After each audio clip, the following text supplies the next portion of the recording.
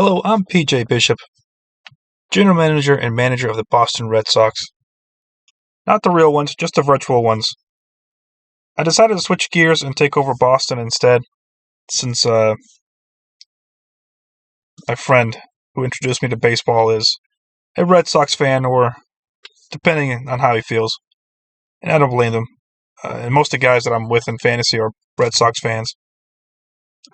And it's been disappointing, because despite the market size, they routinely try to field a small nickel and dime type of team instead of just going out, getting players that should fit and be everyday players. They're trying to find a righty who's good against this, a lefty who's good against that, and just kind of nickel and dime it like they're a small market team when they should be out there getting the best of the best and trying to win a World Series every single year.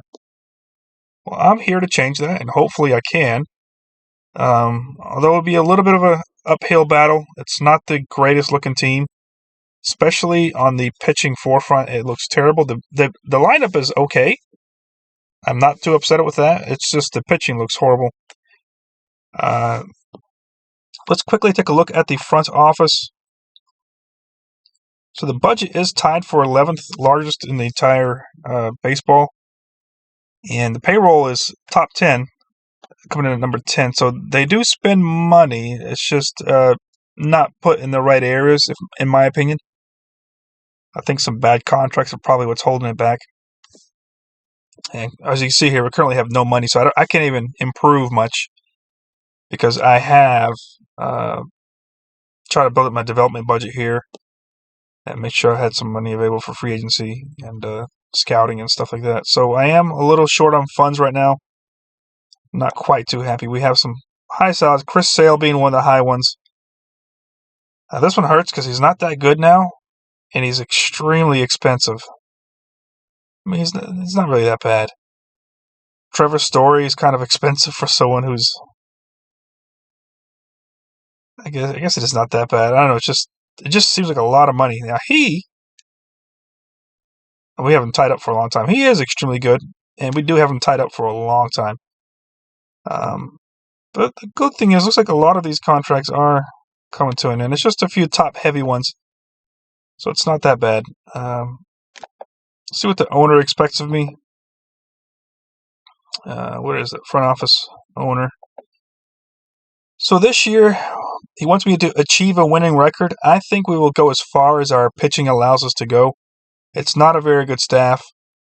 The rotation is missing many players, although we do have a ton of injuries right now. And the bullpen looks okay-ish. But the pitching is definitely going to be holding us back. Upgrade at first base. I declined this because I like Tristan Casas and I want him to be the first baseman of the future. So instead, I took over. What did I ask? Improve fan interest, I think. So I have a couple of years to do that. It's currently at 77. Was 77. Like I always say, it's a high importance for him. But that will come as you win. If you win and sign good players, they'll be more interested. And as always, build your farm to top 6. It's currently 15th, was 16th. And that's always important to me, so we're on the same page there. So it doesn't seem like he's too far off from what I want. Winning record will be tough. This will come naturally as I have more time to sign players that I like. And this will come, of course, as we improve our team. And then, of course, the long-term goal is to build a team to reach the playoffs by 2026. Which I think can happen with the right personnel coming in. So saying that, let's head over to our pitching staff. So our number one starter and our ace is going to be Chris Sale. As you can see, he is a highly decorated player. I think his last All-Star was 2018. Pitching stats. White Sox, probably been disappointed for us. Let's see, where's his best year? When he plays, he's been good. When he plays, he's been good. He gets the strikeouts per 9. I guess last year was kind of a down year, but he only played 5 innings, so you can't really count that. But when he plays for us, he has been good. Hopefully he stays healthy. They have him as normal, even though he's pretty fragile in real life. They have him as healthy, so that will help. Because he is good. He's got good stuff. Doesn't give up. The home runs could be the issue, but, that's his strikeout stuff is good enough. And then he's got good control, so he's not going to walk many batters. So if he does give up a home run, hopefully it's only to a guy and no one's on base. And the damage isn't too bad, but he's a good starter. I think. I wish he wasn't my ace, but he is the ace. If he was my number 2 guy, I'll be happy. Even a 3. Our number 2 guy is Nick Pivetta. He is an above average, good starter. Kind of in his prime now. He's played for Philadelphia. Played for me for the last couple of years. What's his case per 9? Not quite as good. He's okay. He's definitely nothing to get too excited about. Our number 3 starter is Corey Kluber. What is this? What did he get? Oh, he got the Cy Young way back in the day. Holy moly, I didn't even know that. 2017, he was a Cy Young Award winner. Interesting. See, I'm still learning my baseball history. Oh, he's 36. Wow. He's 36. He's on his last breath when it comes to baseball. He's not the kind of pitcher that I like. He will not strike anybody out. He is prone to the home run ball, but he won't walk anyone. But we're going to have to play a lot of defense against a guy like him because he's a fly ball pitcher, which means he's always in danger of giving up a home run, and his velocity is not very high, so he's not a hard-throwing guy. How did he do last year? Did he even play? Over 164 innings. He did okay. Nothing to get excited about for that. Number 4 starter is Cutter Crawford. He is below average, I would say, but he's on a minor league contract. Doesn't cost us much, and I wouldn't count on him being here long term. He's more of a long. I see him as a long reliever. Once my staff is fully healthy or we sign some guys, I don't really see him as a full-time starter. For now, yes. Our number 5 starter is Brian Van Bell. He is terrible. He is really bad. As soon as we get healthy, he is going right back to the minors. He's not ready for Major League Baseball, and honestly, he should never be ready for Major League Baseball. He's just not that good. I hate to say it, but he's not a very good pitcher. He's okay for... Really, he's never... Not for me. Great control, though. But he doesn't have the stuff. People ignore the movement. So he's going to give up tons of home runs, and he's going to give up... And he's not going to strike anybody out. He won't walk anyone, but he's going to make you play a lot of defense, like way too much defense. Terrible. And that's what I mean by our staff is going to be the reason why we're behind, because it's going to be tough. Let's take a look at our bullpen, which I do like a little better. Our bullpen is better than our starters, if I had to say something about it. We'll go to all relievers so you can have an idea what they look like. So our closer is Kenley Jensen. He's got elite stuff. I think he was reliever of the year in 2016, 2017. So he's a really good player. Up there in age, but he's still got elite stuff. Throws high to mid-90s, mid-90s, high 90s. Last year, this year, it'll be for me. As you can see, still elite strikeout stuff. 12. Walks is okay. It's okay to give up walks. Home run, we'd like to see that drop below 1 again. That would be nice. But he doesn't give up a lot of walks or hits per inning. So he should be a good, really good closer. If our starters can hold up and we get to the point where we need to use him, I have full trust in him. And then our number 1 setup man and our secondary closer is Chris Martin. I do like him. He's not quite there with the stuff, but he's a good overall guy. Last year in limited work, he really had some pretty good looking stats here. if he can do this long for all year long, I would be extremely happy. Now I doubt it because it's somewhat of a small sample size. But if he can do this, I'll be extremely pleased. And our third setup man is John Schreiber, 29 years old. I like him a lot, actually. Again, he's got some like I said, our bullpen looks pretty nice. It's too bad our starters aren't this good, but our bullpen does look nice. If we are in any close games, I feel confident that our bullpen will be able to come in and shut down the opponent. It's just a matter of keeping it close enough. But we have a good offense, so we might be in a lot of high-scoring games because the offense is pretty good. Now off to our middle relievers. By the way, this is what I think is a perfect setup.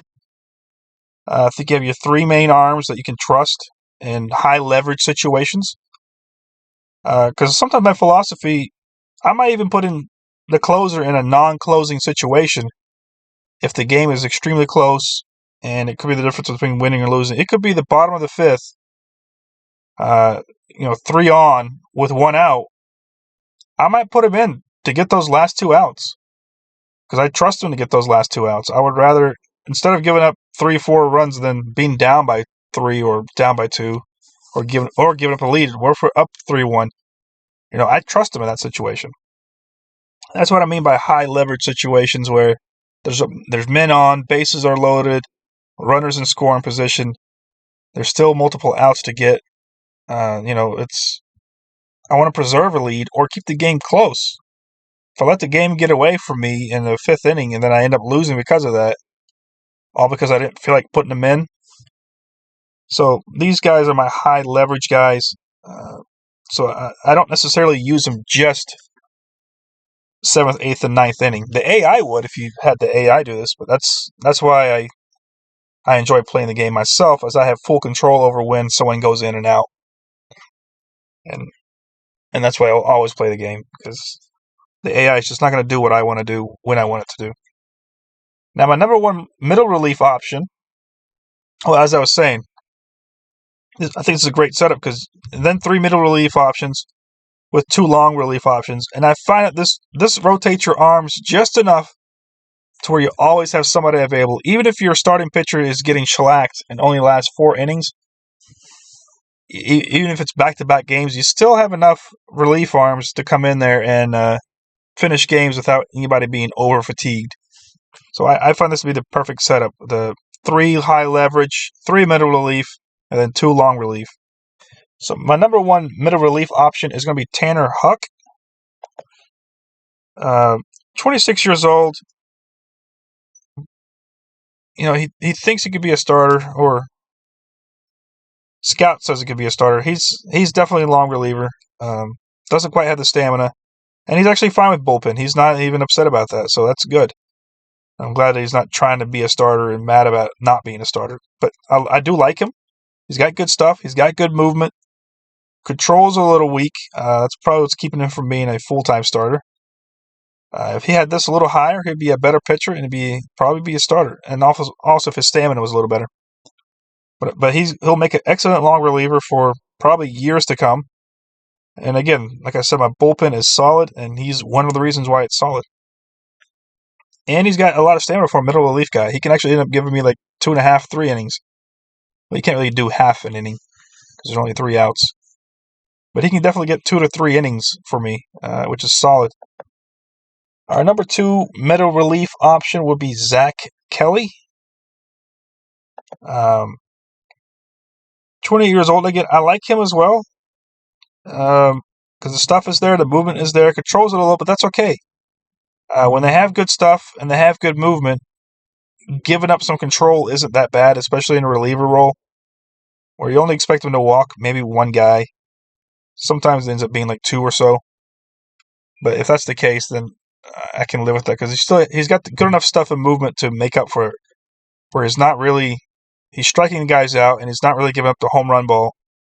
So having a guy or 2 on isn't that scary of a thing. So again, another good middle reliever for us. And our third and final middle reliever is Caleb Ort, 31-year-old. Again, very similar to the other two.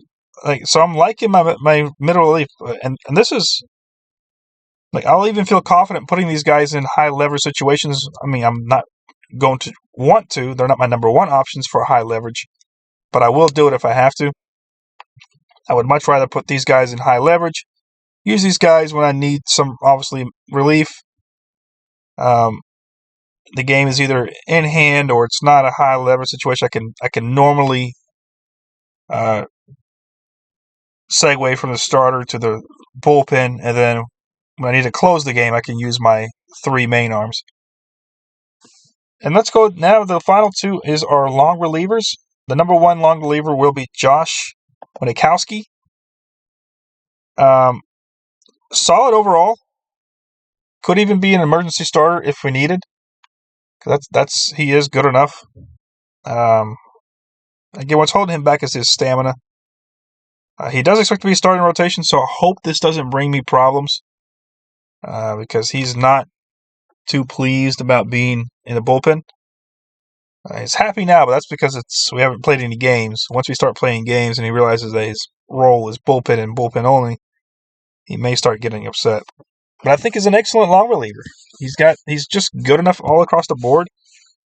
I hope he doesn't really complain and make things difficult for me. The last pitcher on our bullpen and our staff is Matt Dermody. He's not great at all. He's just here. He's here for the long. He's more of a mop-up duty. If I ever have to use him, I would like to use him as a mop-up duty. We're up by a ton of runs or down by a ton of runs. He is the arm because his arm to me is expendable. If he does get hurt, it's not the end of the world.